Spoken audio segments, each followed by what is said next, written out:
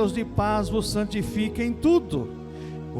Todo o vosso espírito, alma e corpo sejam plenamente conservados e irrepreensíveis para a vinda de nosso Senhor Jesus Cristo.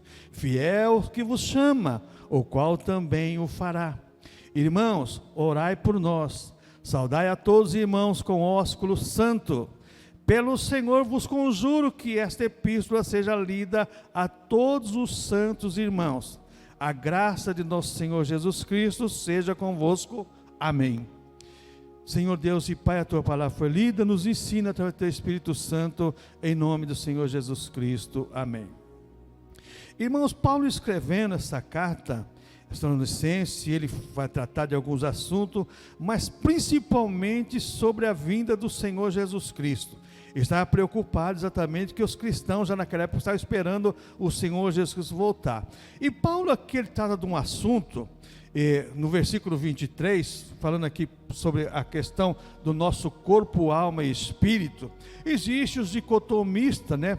A maioria das igrejas reformadas são dicotomistas. O que é dicotomista? Crê que só existe corpo e espírito. A alma faz parte do espírito. Esse é o dicotomista. Mas nós presbiterianos e algumas igrejas tradicionais, nós somos tricotomistas. Nós cremos que o homem é corpo, alma e espírito, porque o Senhor Jesus Cristo foi corpo, foi alma, foi espírito. A Bíblia fala que a sua alma estava cansada, abatida, o seu espírito se entristeceu. Então Jesus tinha um corpo, tinha alma e tinha espírito. Então nós cremos na tricotomia do ser humano: corpo, alma e espírito. E Paulo trata desse assunto aqui, e eu quero, com a ajuda de Deus, meditar com os irmãos até meia-noite, sobre paz e santificação. São exigências do Evangelho. Paz e santificação são exigências do Evangelho. Por quê, irmãos? Paulo diz: o mesmo Deus de paz. O mesmo Deus de paz. O que eu aprendo com isso, irmãos? A fonte da nossa satisfação e prazer está em Deus. Se eu não tenho prazer, se eu não tenho satisfação de cultuar o Senhor, irmãos, o erro não está em Deus, está em mim.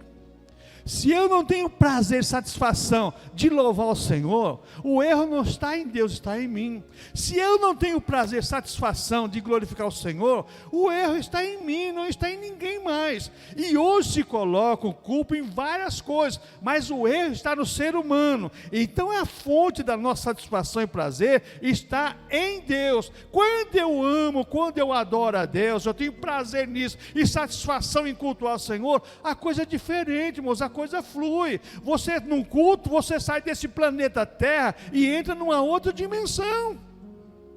Isso é prazer, satisfação e cultuar o Senhor. Outra coisa que eu aprendo nesse verso 23, a fonte das nossas realizações está em Deus. Tudo que nós fazemos, nós dependemos de Deus. Você dorme porque Deus te dá o sono. Você levanta porque Deus te dá vida para você levantar. Você trabalha porque Deus dá vida para você trabalhar. Você tem o seu salário porque Deus abriu uma porta de emprego para você ganhar seu salário. Então nós dependemos tudo de Deus, irmãos. Nós temos que cair nessa realidade. A fonte das nossas realizações está em Deus. Não nos realizamos de nenhum outro modo, de nenhum outro jeito, e nenhum outro ser, a não ser na pessoa bendita do Senhor Jesus Cristo.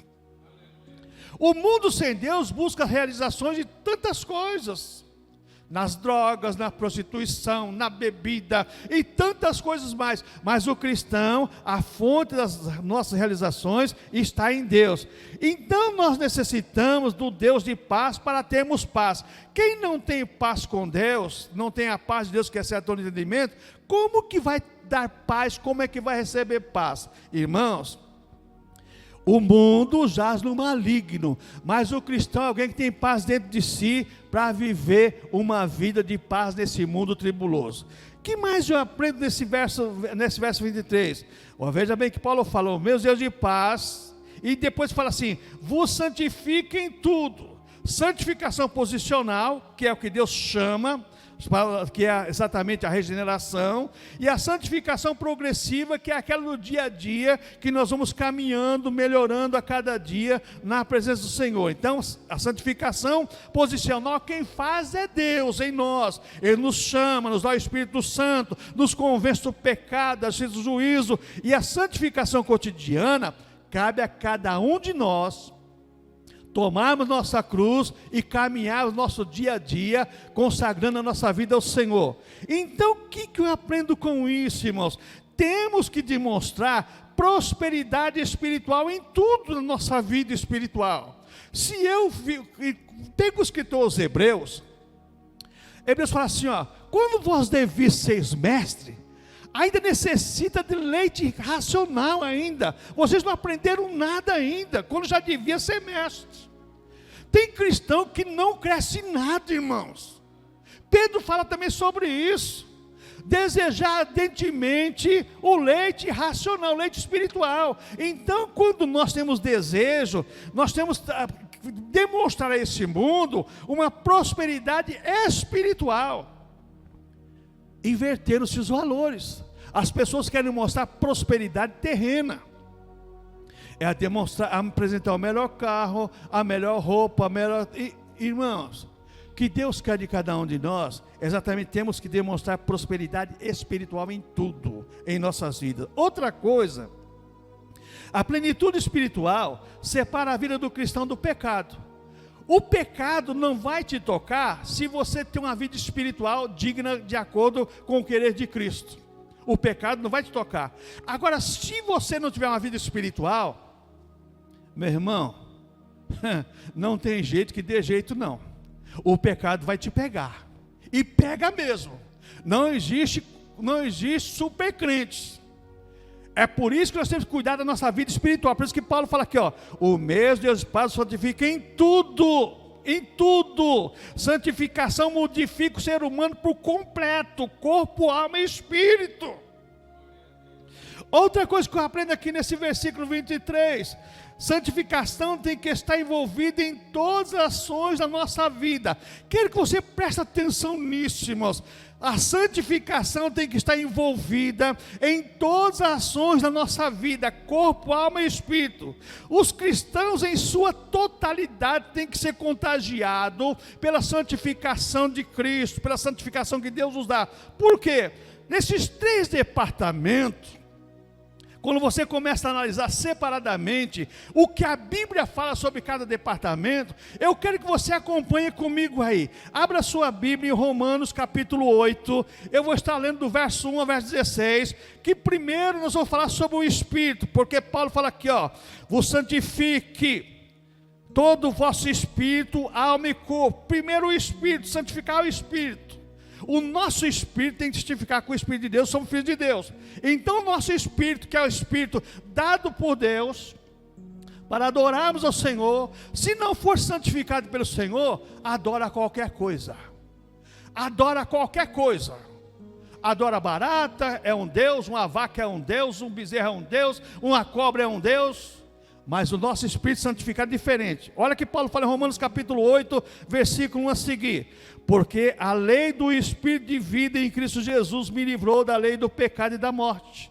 Porquanto que era impossível a lei, visto como estava enferma pela carne, Deus enviando o seu Filho de semelhança da carne do pecado, pelo pecado condenou o pecado na carne, para que a justiça da lei se cumprisse em nós, que não andamos segundo a carne, mas segundo o Espírito, porque os que são guiados segundo a carne, inclinam-se para as coisas da carne, mas os que são segundo o Espírito, guiados segundo o Espírito, para as coisas do Espírito, porque a inclinação da carne é morte, mas a inclinação do Espírito é vida e paz.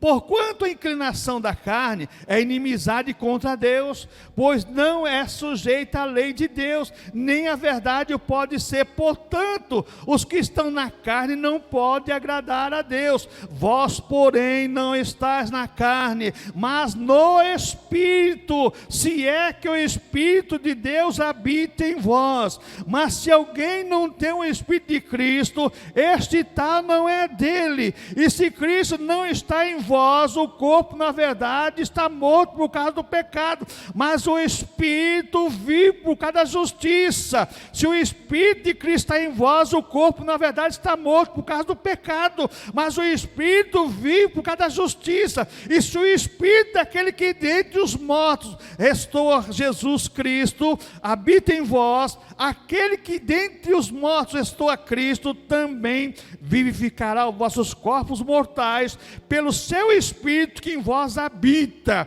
de maneira que, irmãos, somos devedores, não a carne, para viver segundo a carne, porque se viver segundo a carne, morrereis, mas se pelo Espírito mortificardes as obras da carne, vivereis, porque todos que são guiados pelo Espírito de Deus, esses são filhos de Deus, porque não recebeste o espírito de escravidão, para outra vez estarde em temor, mas recebeste o espírito de adoção e de filhos, pelo qual clama Abba Pai. Clamamos Abba Pai, porque o Espírito testifica com o nosso espírito que somos filhos de Deus.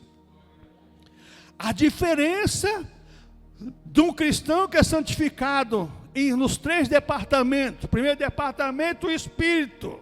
O Espírito testifica com o Espírito de Deus que é filho de Deus. O pecado não vai exercer influência na mente e no coração dele, não, porque o Espírito Santo testifica com ele. Você pode até pensar, mas você não vai concluir o pensamento. Você pode até ver, mas você não vai desejar. Você pode até ter oportunidade, mas você não vai pegar, porque o Espírito Santo vai testificar com você. Agora, se o Espírito estiver testificando, você estiver na carne, sai de baixo. Faz coisa que até o homem duvida. Até o homem duvida. Primeiro departamento, então, o Espírito tem que ser santificado. Segundo departamento, Paulo fala aqui, ó, todo o vosso espírito e alma, a nossa alma, ela tem que conversar com Deus. Salmo 42, verso 1 ao verso 11, abra a sua Bíblia aí, Salmo 42, do verso 1 ao verso 11, a tua alma tem que conversar com Deus. Aprendamos com a Bíblia Sagrada, irmãos. Falando nisso, está falando para a Cleide hoje, a Sociedade Bíblica lançou uma Bíblia nova aí, mais R$ 208, mas é salgado, hein? Meu Deus. A Cleide falou assim, mas 1 quilo de carne é 47.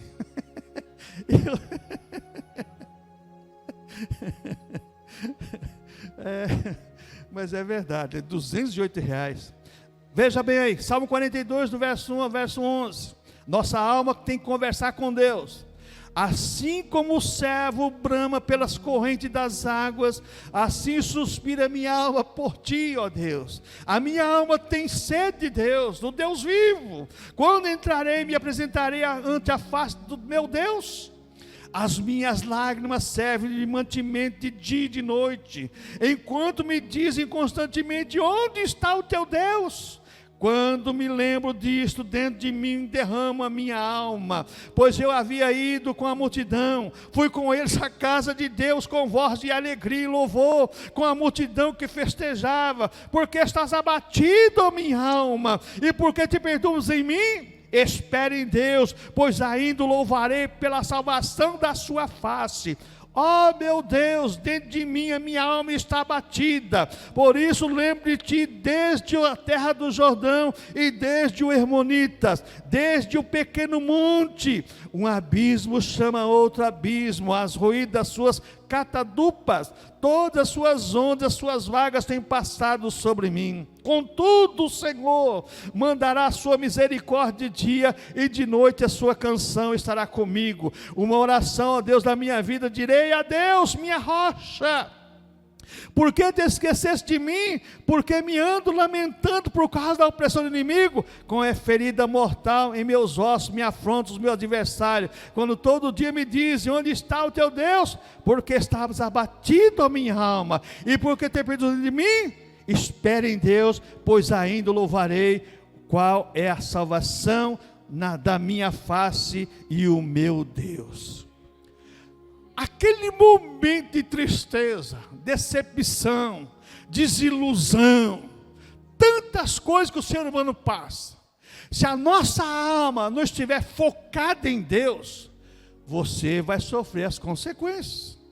Por isso que muitas pessoas se suicidam, porque não existe refúgio, irmãos. Não existe refúgio. A alma faz a pessoa fazer coisas terríveis. É diferente do espírito. O espírito leva a Deus, mas a alma leva você a praticar coisas terríveis. O salmista está preocupado com as pessoas que estão zombando do Deus dele, e a alma dele está abatida. Quantas vezes a nossa alma está abatida pelo dia a dia, pelas consequências das nossas adversidades do dia a dia, seja profissional, familiar, não importa o que seja, a tua alma se abate, mas você tem que esperar em Deus e renovar a sua alma na presença do Senhor, através do Espírito Santo de Deus. Porque senão você não vai aguentar o tranco desse mundo, não, irmãos. Não vai aguentar. Muitos estão hoje fraquejando, fracassando na fé, com as almas abatidas. De louvor. Se tu, minha alma, a Deus suplica. Então, a nossa alma tem que suplicar em Deus. Então, primeiro o Espírito, segundo, tem que testificar com Deus. Segundo, a nossa alma tem que conversar com Deus e depender de Deus. E terceiro, Paulo diz aqui, todo o vosso espírito e alma e corpo sejam plenamente conservados e irrepreensíveis para a vinda de nosso Senhor Jesus Cristo. Paulo fala assim, o vosso espírito, alma e corpo sejam conservados irrepreensivelmente para o quê? Para a vinda de nosso Senhor Jesus Cristo. Então o terceiro departamento é o nosso corpo. Nosso corpo ser conservado irrepreensivelmente. Irmãos, como que nós vamos conservar o nosso corpo sem pecar, se não for através do Espírito de Deus, da palavra de Deus? É impossível. É impossível. Abra sua Bíblia em Romanos capítulo 12, versículo 1 e 2. Romanos capítulo 12, versículo 1 e 2. Paulo diz assim: rogo-os, pois, irmãos, pela compaixão de Deus, que apresentei vossos corpos em sacrifício vivo, santo e agradável a Deus, que é o vosso culto racional. E não sede conformados com este mundo, mas sede transformados pela renovação do vosso entendimento, para que experimenteis qual seja a boa, agradável e perfeita vontade de Deus. Nosso corpo, Paulo fala assim, rogo-vos que apresentei vossos corpos como sacrifício vivo e agradável a Deus. Como é que nós vamos apresentar nosso corpo vivo e agradável a Deus, se nós estamos com um problema no nosso espírito e na nossa alma? É impossível. Uma coisa depende da outra. Uma coisa depende da outra. O nosso espírito testifica com o Espírito de Deus e Cristo.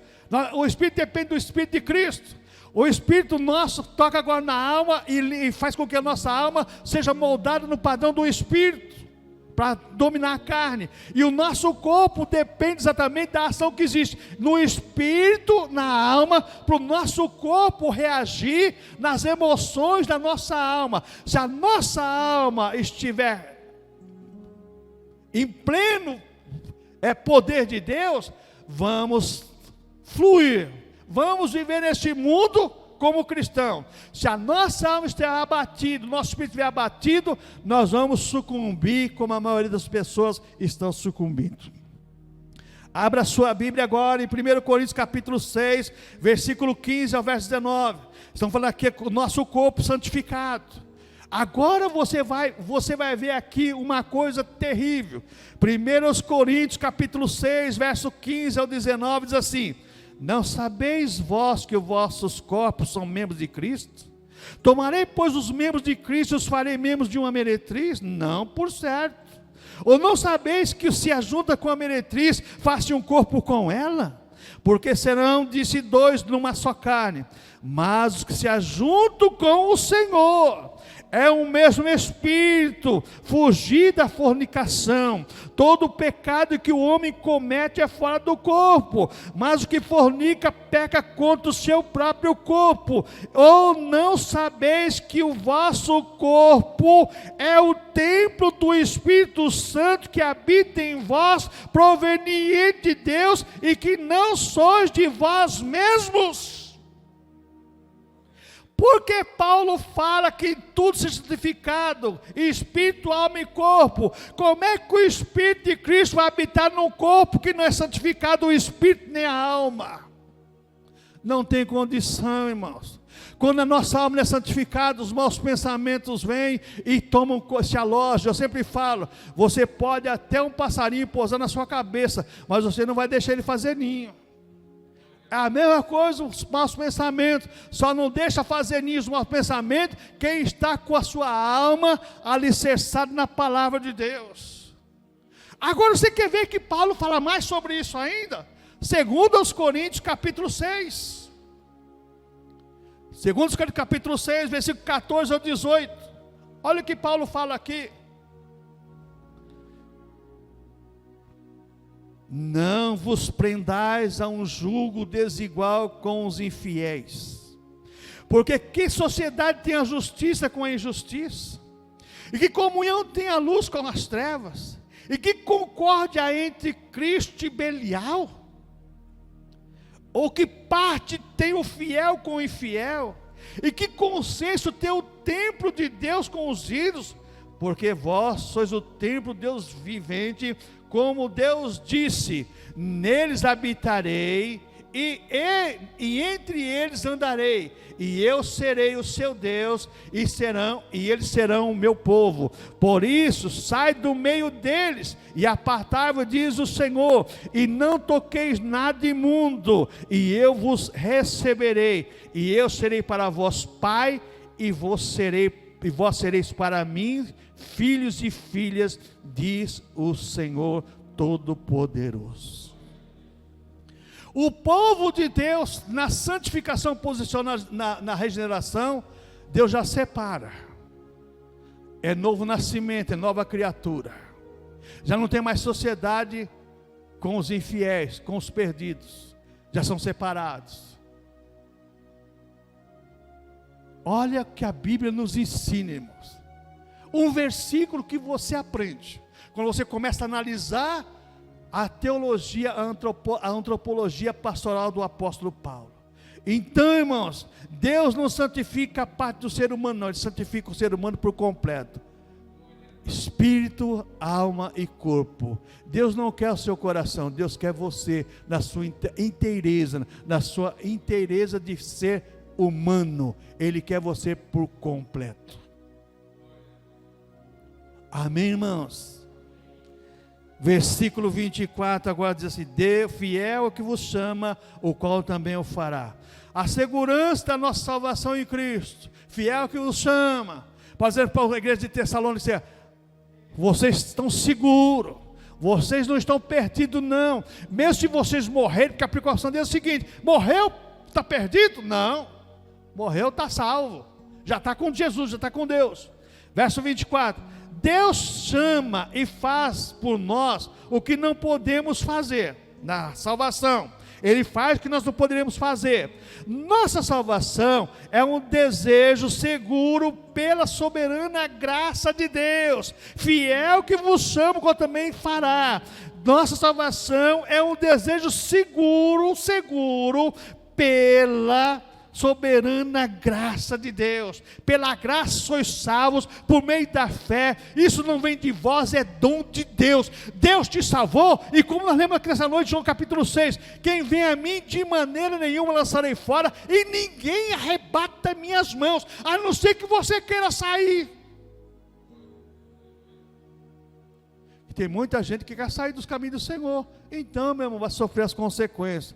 Nossa salvação está completa em Cristo Jesus, segundo esse verso 24. O que Deus promete, Ele cumpre, irmãos, fiel que vos chama, o qual também o fará. Jesus chamou você, Ele prometeu, Ele vai cumprir, Ele trabalha com você até o fim. Agora o versículo 25, irmãos, orai por nós.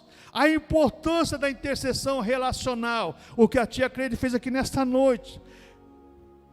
Importância da intercessão relacional, o corpo de Cristo intercedendo um pelos outros, irmãos. Vamos orar pelos nossos lares, pelas nossas famílias. Muitas pessoas precisam da sua oração. Quantas pessoas necessitam de oração? E nós precisamos orar pelos outros. Aí Paulo nos ensina aqui, devemos ter interesse em orar um pelos outros. A intercessão pelos outros é a prova do nosso amor cristão. Deus nos leva a interceder um pelos outros, pelo amor que Ele nos concede, porque Ele nos salva pelo seu amor, nos concede amor, para amarmos as pessoas também. Nós não amamos porque somos bonzinhos, ou porque existe dentro de nós algo bom, não. É porque Deus coloca o amor através do Espírito Santo, que é fruto do Espírito Santo. Então a intercessão relacional é a repartição dos bens da família de Deus. Eu dou para você o que eu tenho. Eu não tenho dinheiro, não tenho ouro, não tenho prata, como disse Pedro, pular para o aleijado. Mas o que eu tenho eu te dou. Em nome de Jesus, levanta e anda. Você tem palavra na tua boca para orar, para abençoar a casa, abençoar a lar, abençoar a família, abençoar o seu patrão. Mesmo que o cara é um mala, irmãos, mesmo que o cara é um mala, abençoa ele e deixa Deus trabalhar na tua vida. Eu sempre falo uma coisa, irmãos, quando você abençoa alguém, você é abençoado, você é mais bem abençoado ainda. Que nós aprendemos mais aqui, versículo 26 agora, irmãos, saudai a todos os irmãos com ósculo santo. Na época, irmãos, o ósculo santo era um símbolo da unidade espiritual verdadeira. As irmãs beijavam as irmãs e os irmãos beijavam os irmãos, como algumas igrejas assim fazem. Era exatamente um símbolo da unidade espiritual verdadeira. Irmã, eu te amo. Irmão, eu te amo. É o ósculo santo. Agora toma muito cuidado, irmãos, porque existe também um símbolo do beijo, que é a senha da traição. Mateus 26, 48, 49. O beijo da senha da traição. E o que traía tinha lhe dado um sinal dizendo, deu uma senha. Olha só. O que eu beijar, esse prendei-o. E logo aproximando de Jesus, disse, eu te saúdo, Rabi, o beijou. E Jesus falou assim, por que você fez isso, rapaz? Nem todo mundo que te beija, dizendo que te ama, é verdadeiro, não. Cuidado, tem beijo, que é a senha da falsidade. O ser humano toma muito cuidado com isso. Outra coisa que eu aprendo aqui, irmão, nesse versículo 26, o ósculo santo era o selo da afeição cristã. Homens beijavam homens, mulheres beijavam mulheres, dizendo assim, ó, eu te amo e eu quero compartilhar a vida espiritual com você. E repartir os dons realmente na igreja primitiva. Tinha muitos que dá 2,42 fala assim, e tinham tudo em comum, tudo em comum. Eles faziam questão de repartir o que eles tinham. Então, nós devemos viver isso. Versículo 27 agora. Pelo Senhor vos conjuro que esta epístola seja lida em todos os irmãos. O que eu aprendo aqui, irmãos? Na época era uma leitura coletiva, mas hoje individual. Sabe que tem pessoas que nunca leu a Bíblia do Gênesis ao Apocalipse e nem faz questão de ler? Por que isso, irmãos? Porque não tem prazer na salvação, não tem satisfação em servir ao Senhor, não tem satisfação e prazer em cultuar ao Senhor, então tanto faz como tanto fez. Eu sempre falo, irmãos, se as pessoas aproveitassem o tempo que elas perdem com algumas coisas no dia a dia, lendo 5 minutos por dia a Bíblia Sagrada, seriam bem mais espirituais do que realmente são. Então, na época da leitura era coletiva, hoje cada um tem sua Bíblia. Como iremos praticar nossa responsabilidade cristã sem conhecimento? Lembra que Deus cansou de falar sobre isso. Meu povo é porque falta conhecimento. Como que nós não vamos pecar se nós não conhecemos o que é pecado e o que não é pecado, irmãos. Nós temos que conhecer para não fazer a coisa errada. Só não compra a coisa errada quem conhece o que é certo. Eu sempre falo, você vai na cidade, em alguns lugares aí, principalmente aquela que vende joia, aquela coisa lá, você pega aquele estande, aquele negócio lá, coloca aquele negócio lá, aquela joia toda penduradinha ali, né? Que tudo brilhando, aquela coisa toda. Ah, ouro, prata, não sei o que tal. Vai comprar para você ver. Chega em casa, está tudo está tudo enferrujado, né? Mas é complicado. Então, tomar muito cuidado com isso, irmãos. Tomar muito cuidado. Não vai comprar coisa estragada, não, nem coisa ruim, não. Como iremos praticar nossa responsabilidade, esse conhecimento cristão, tendo que conhecer a palavra de Deus. Paulo exige da igreja o conhecimento dos seus ensinos. Nós temos que conhecer os ensinos da palavra de Deus, irmãos. Conhecereis a verdade nos libertará. A palavra limpa, santifica, purifica, edifica, exorta. De quem é exigido? Versículo 27 aqui. Pelo Senhor vos conjuro que esta epístola seja lida por todos os irmãos. Todos os irmãos têm que conhecer a palavra de Deus. Esse é um critério inegável na antropologia pastoral do apóstolo Paulo. Como que nós vamos viver neste mundo sem conhecer a nossa carta magna, a nossa cartilha, o nosso ABC? Eu lembro da minha aula de batismo, quando o pastor falou assim, Joãozinho, até aqui você aprendeu, quando entrou na escola, você pegou a cartilha, o ABC, né? Aquele caminho suave, né? ABC. Agora você tem a Bíblia que chama obedecer. Mudou agora, viu, Joãozinho? Agora é obedecer, tá bom? Essa é a nossa cartilha sua, então tá bom. E a bênção final do verso 28, lembrando os irmãos que eu estou devendo ainda mais uma mensagem aqui no versículo 20, do 19 até o 22. Agora, encerrando esse capítulo aqui, versículo 28, Paulo fala assim, ó, a bênção final aqui.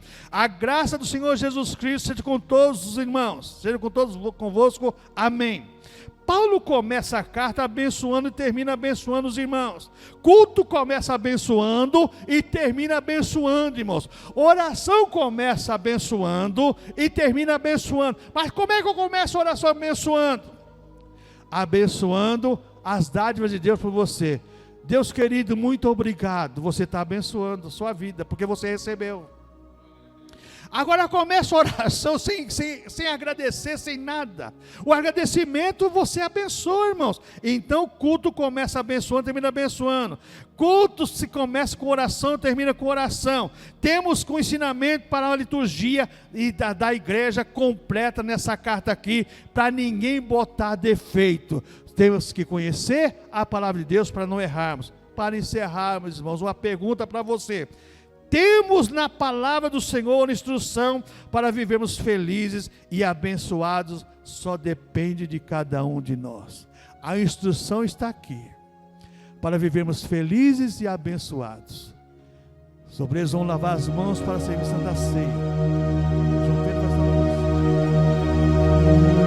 isso.